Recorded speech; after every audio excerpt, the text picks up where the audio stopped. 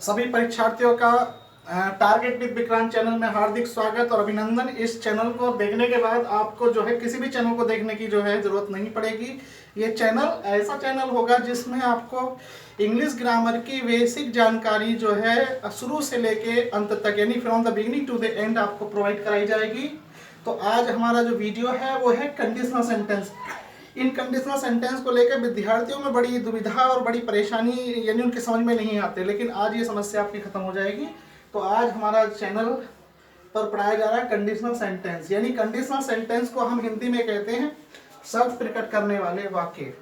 यानी जब दो सेंटेंस फ्यूचर टेंस में दिए हों तो हम कंजक्शन वाला सेंटेंस यानी को हमेशा जो है प्रेजेंट इंडेफिनिट टेंस में बनाते हैं। सबसे पहली बात यानी बच्चों को समझना होगा, स्टूडेंट्स को समझना होगा, परीक्षार्थी को समझना होगा कि कौन सा सेंटेंस कंजक्शन वाला होता है। कभी कभी कुछ टीचर्स कुछ ये कहते हैं कि पहला सेंटेंस, जब दो सेंटेंस फ्यूचर में दिए तो पहला सेंटेंस जो है प्रेजेंट इंडेफिनिट बनाते हैं, दूसरा सेंटेंस फ्यूचर इंडेफिनिट बनाते हैं। लेकिन मेरा ये मानना है कि जब दो सेंटेंस दिए तो आपको ये बात ध्यान नहीं रखनी है कि पहला सेंटेंस कायम बनाना है। आपको सिर्फ ये ध्यान रखना है कि जिधर कंजक्शन है, कंजक्शन से मेरा मतलब है जैसे इफ, ये कंजक्शन है, इसका अर्थ होता है यदि या अगर।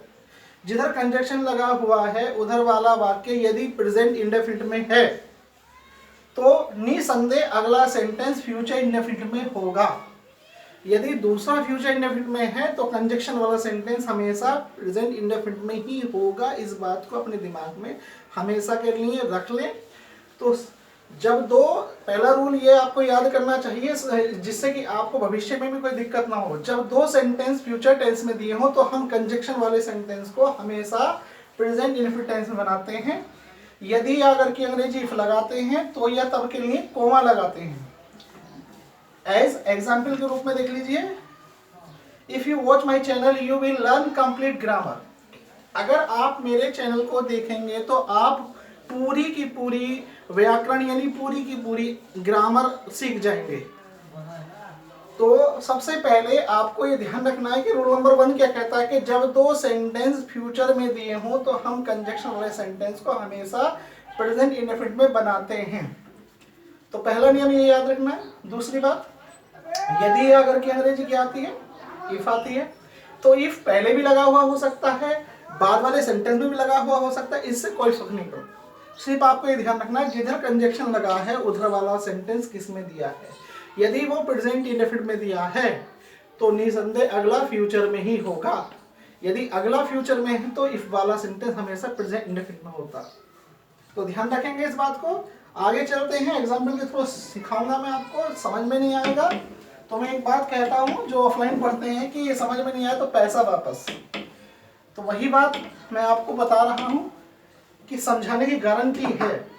तो समझिए, इफ जैसे कि मैंने बताया इफ भी कंजक्शन है, अनलेस यानी जब तक नहीं ये भी कंजक्शन होता है, अनटिल ये भी कंजक्शन होता है, व्हेन ये भी कंजक्शन है।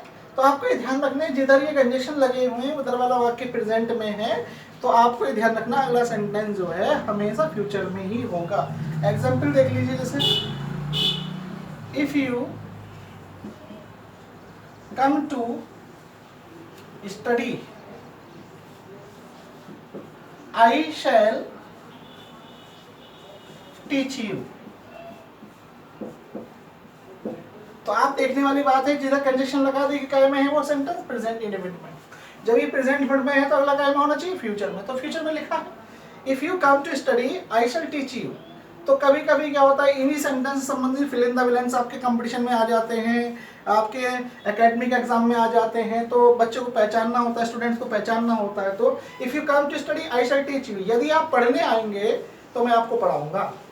इस सेंटेंस को मैं दूसरे तरीके से इस तरीके से लिख सकता था, I shall teach you if you come to study.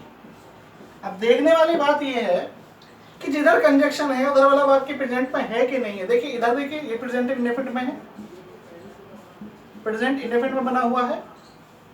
इधर देख लीजिए ये फ्यूचर में बना है, लेकिन कंजक्शन वाला बाद वाला सेंटेंस देखना है आपको, तो ये देखिए प्रेजेंट में ही है। तो आपको ये बात ध्यान रखनी है कि जिधर कंजक्शन होगा उधर वाला सेंटेंस प्रेजेंट इंडेफिनिट में होना चाहिए। वो है, इससे संबंधित आपसे प्रश्न पूछे जा सकते हैं, फिल इन द ब्लैंक्स पूछे जा सकते हैं, भरने के लिए पूछे जा सकते हैं। और देखिए example, if she works hard in her main exam, she will pass। यानी अगर वह अपने मेन एग्जाम में, मुख्य परीक्षा में जो है मेहनत कर लेती, ऐसे लगेगा क्योंकि प्रेजेंट बनेगा। तो if she works hard in her main exam she will pass, तो वह पास हो जाती है। तो कहने का मतलब ये है कि अगर वो मेहनत करेगी, अगर वो अपने मेन एग्जाम में मेहनत करेगी तो वह पास हो जाएगी।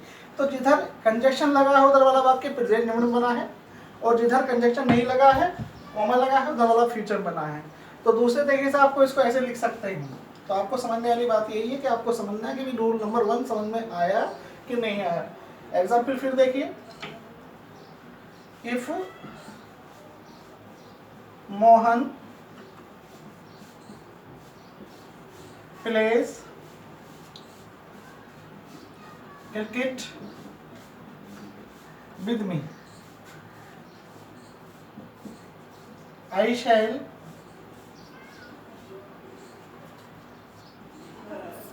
play with him। अगर मोहन मेरे साथ क्रिकेट खेलेगा तो मैं उसके साथ क्रिकेट खेलूंगा। यानी शर्त है कि अगर वो खेलेगा तो मैं खेलूंगा, यदि वो नहीं खेलेगा तो मैं नहीं खेलूंगा। तो if Mohan plays cricket with me I shall play with him. यदि वो मेरे साथ खेलेगा तो मैं खेलूंगा। यानी आपको सिर्फ ये ध्यान रखना है, जिधर कंजक्शन है उधर वाले सेंटेंस को देखिए, पकड़िए आप उस सेंटेंस को, और इफ वाले जो कंजक्शन जिधर लगा होगा उधर वाला वाक्य अगर प्रेजेंट में है तो निसंदेह अगला सेंटेंस फ्यूचर में ही आएगा, हमेशा 100%। आपको ये बात ध्यान रखनी है कि हमेशा वो सेंटेंस जो है फ्यूचर में ही आएगा।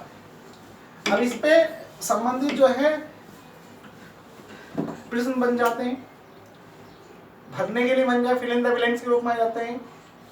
एग्जाम्पल के तौर पर देखिए, if my teacher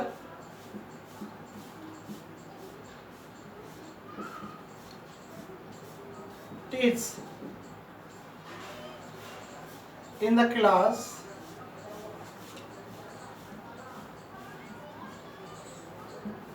all students